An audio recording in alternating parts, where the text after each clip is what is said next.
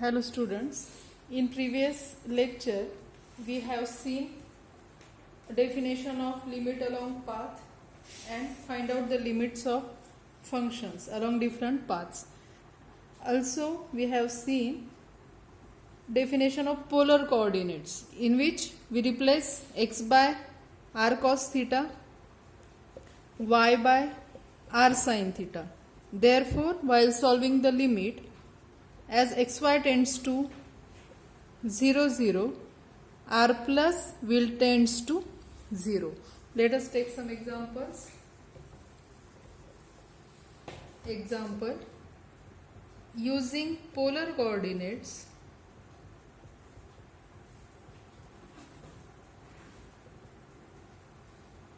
find the following limits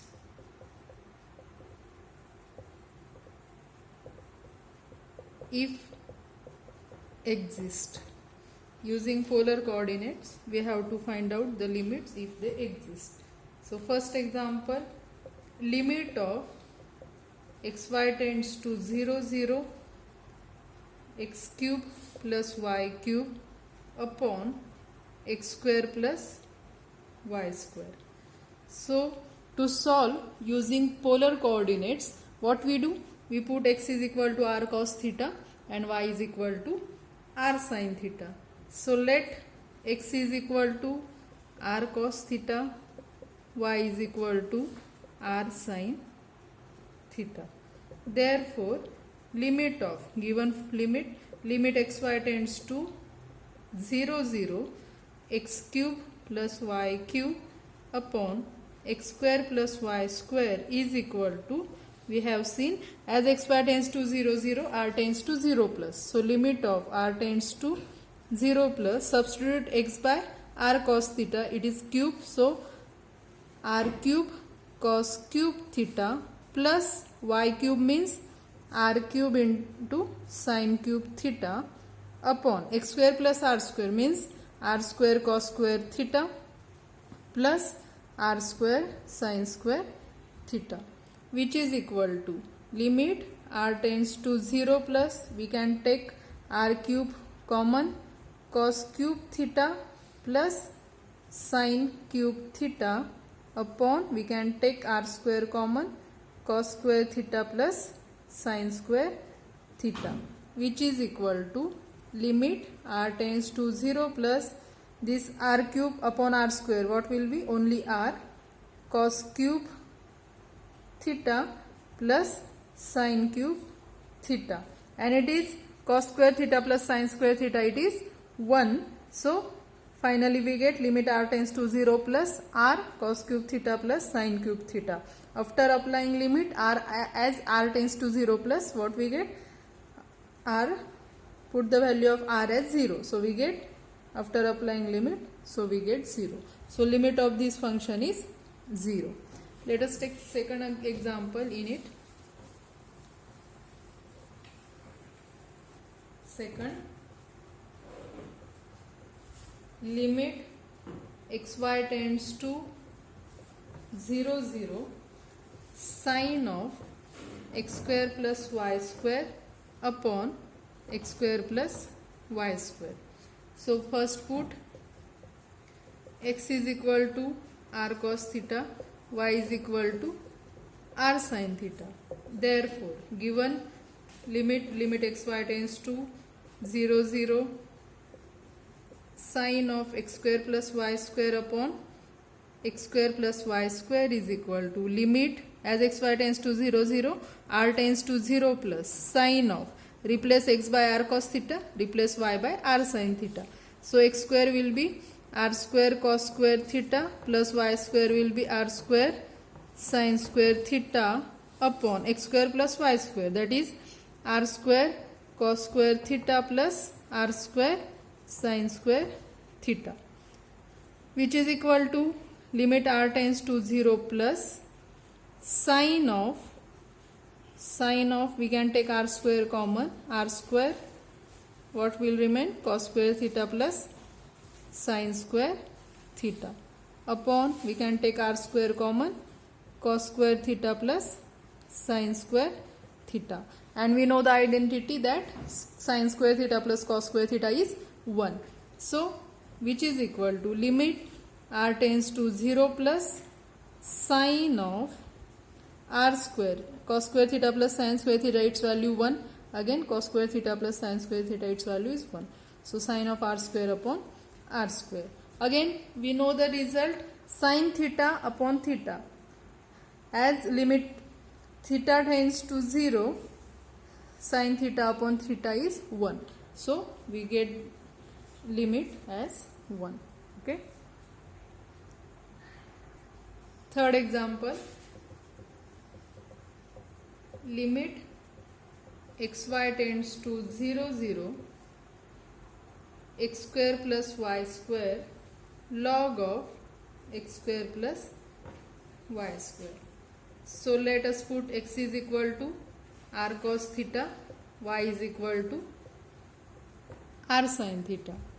Therefore, limit xy tends to 0, 0, x square plus y square log of x square plus y square, which will be equal to limit, as xy tends to 0, 0, r tends to 0 plus. Replace x by r cos theta in it, replace y by r sin theta. So, x square, that is r square cos square theta plus r square sin square theta log of again r square cos square theta plus r square sin square theta, which is equal to limit r tends to 0 plus. If you take r square common, there will be in bracket cos square theta plus sin square theta, that is 1. So, here will be only r square. Again, log of what? R square. If we take r square common, in bracket there will be cos square theta plus sin square theta, that is 1. So, we get log of r square. So, limit r tends to 0 plus r square into log of r square. We can write it as limit r tends to 0 plus, we cannot directly apply limit 0 here. So, because log of r square is there, so we do some adjustment, like we can keep this log of r square as it is, and this r square can be written as 1 upon r square. Okay, we can write it like this. We can write this r square as 1 upon r square. Okay. Now, here also we cannot directly apply the limit, because if we apply the limit here, what we get? Log 0 upon 1 upon 0, that is we get infinity upon infinity form. So, we apply L'Hopital's rule. So, accordingly, what we do in that rule? We differentiate numerator and denominator separately. So, what is derivative of log of r square? Its derivative is, derivative of 1 upon x is, derivative of log x is 1 upon x. So, in this case, derivative of log of r square is 1 upon r square. Again, derivative of r square, that is 2r upon, what is derivative of 1 upon r square? 1 upon r square means r raised to minus 2. What is its derivative? Minus 2, r raised to minus 3 means its derivative is minus 2 upon r cube. So, its derivative minus 2 upon r cube. We have did it using L'Hopital's rule. So, using L'Hopital's rule. Okay. Now, simplify it. What we get? Limit r tends to, which is equal to limit r tends to 0 plus 1 upon r square, this 1 upon r square into 2r into minus 2 upon r cube can be written as minus r cube upon 2. So, this r square, this 2 will get cancelled. Then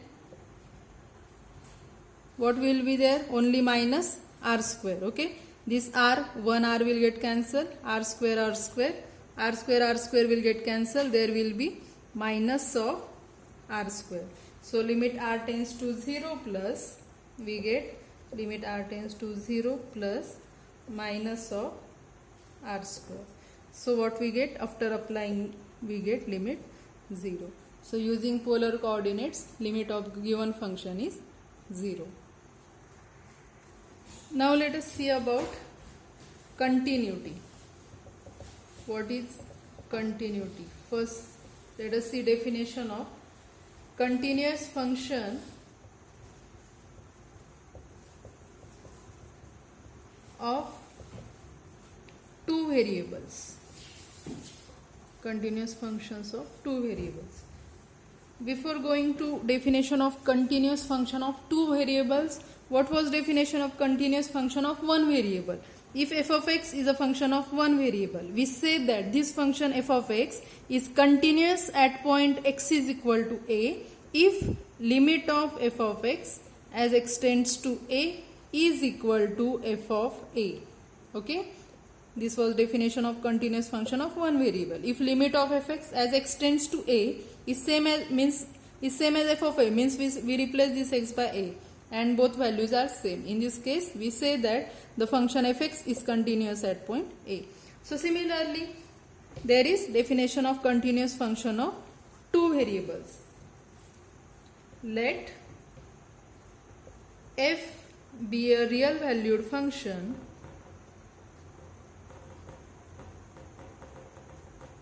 defined on D. D is a domain which is a subset of R square because it is two variable function, and AB is any element belongs to domain. The function f is said to be continuous at point AB if limit of f of xy as xy tends to AB is equal to f of AB. If limit of f of xy, a function f of xy is said to be continuous at point AB if limit of f of xy as xy tends to AB is same as f of AB. Means what? For the distance between, as xy approaches AB, as distance between xy and AB reduces, means as xy tends to AB, the f of xy tends to value f of AB. So we can write it as if for every number epsilon greater than 0 there exists, for positive epsilon there exists corresponding delta greater than 0 such that if square root of x minus a bracket square plus y minus b bracket square less than delta, then mod of f of xy minus f of ab less than epsilon. For any positive epsilon there exists delta such that if distance between square root of x minus a bracket square plus y minus b bracket square, means what?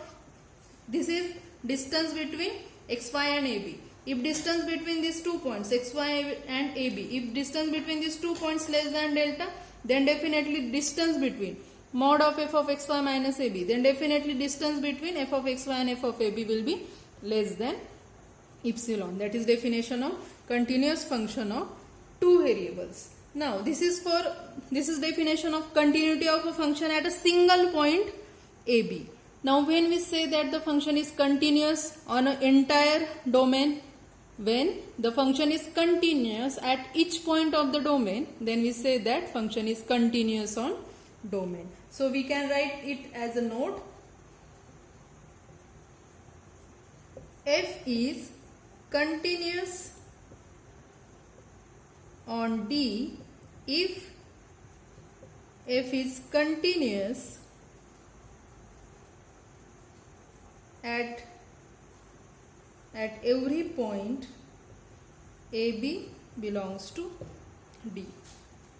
Function is continuous on an entire domain if it is continuous at every point of domain.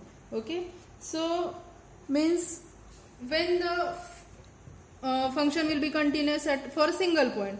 Now neglect it. For a single point, function is continuous at point AB. When this happens, means what? So what must be there? F of AB must exist. This value must exist. Second, this limit must exist. And third, these both values must be equal. Then only we can say that function is continuous at point AB. So we write it.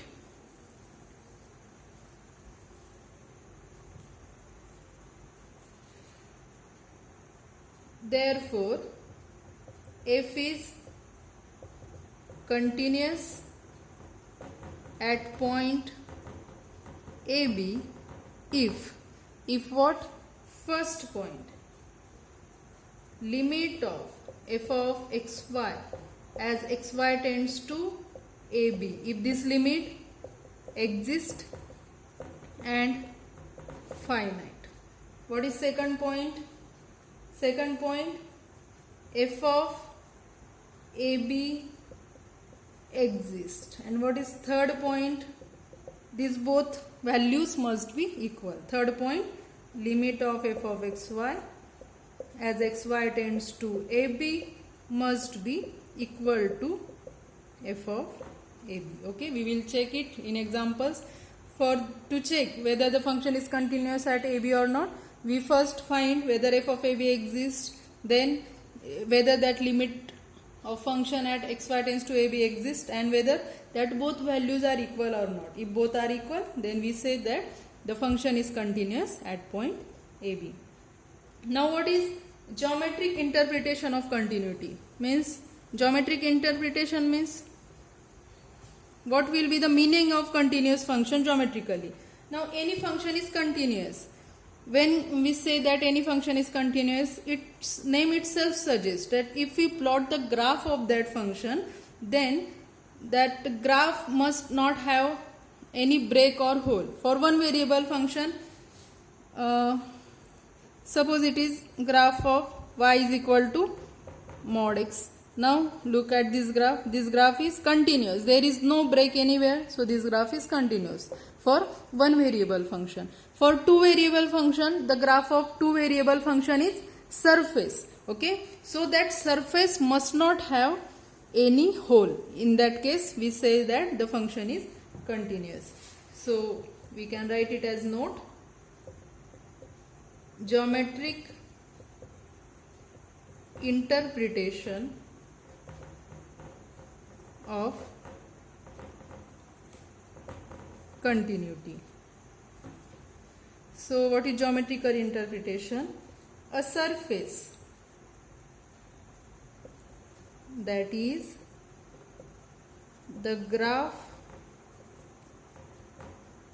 of a continuous function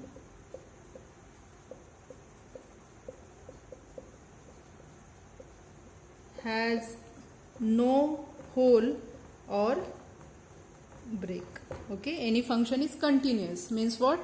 If we plot the graph of it, that graph for two variable function, that graph will be surface. Okay, if the function is continuous, then that surface has no hole or break. Okay, that is geometric interpretation of continuity. Now we have seen definition of continuous function of two variable. Similarly, continuous function of three variable is defined. So what is continuous function of three variables? In spite of two variables, we will use function of three variable, remaining definition as it is. So let f be a real valued function defined on D. Now D is a subset of RQ because it is three variable function, and ABC is any point belongs to domain. Then function f is said to be continuous at point ABC if what must be there? If limit of f of xyz as xyz tends to ABC is equal to f of ABC. Means what?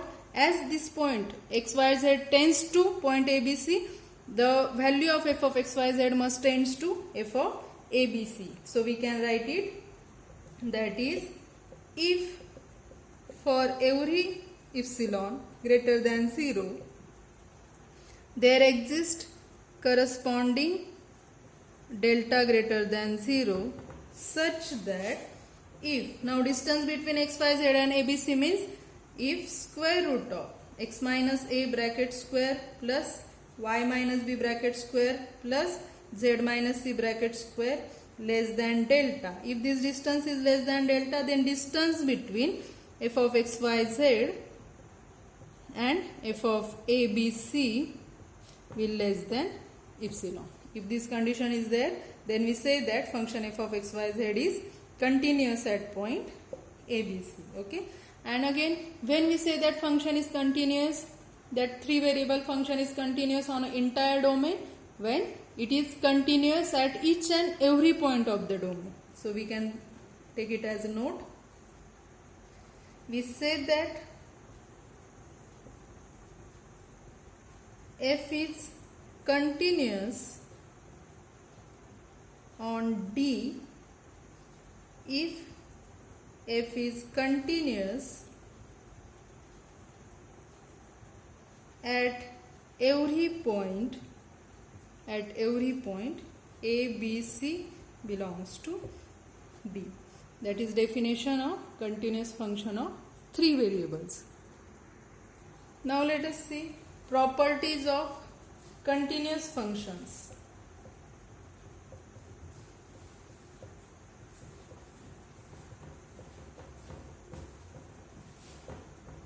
What are properties of continuous functions? Consider there are two functions, let f of xy and g of xy be two functions defined on a set D subset of R square. Because both are two variable functions, if both f of xy and g of xy are continuous at the point AB. Two functions are given, both are two variable functions, both are continuous at a point AB, and C is a real number, then first property, if f and g both functions are continuous at AB, then their addition and subtraction is also continuous at point AB. Two functions are continuous at AB, then their addition is the function of addition of two functions is continuous at AB, and function of subtraction of these two functions is also continuous at AB. Their product f into g is also continuous at AB. Scalar multiplication, c is a real number, then c into f is also continuous at AB. Then next property, their division, if f is continuous, g is continuous, then the function f upon g is also continuous at AB, is continuous at AB, provided, what must be the condition? That g should not be equal to 0, provided g of AB should not be equal to 0. And last property, if f is continuous at AB, then mod f is also continuous at point AB. Okay, these are properties of continuous functions. If two functions f and g are continuous at AB, Then function of addition, subtraction, multiplication, scalar multiplication, division, and their modulus that are also continuous at that given point. Okay, thank you. In next lecture we will see continuity of composite function and some examples on function of two variables. Okay, thank you.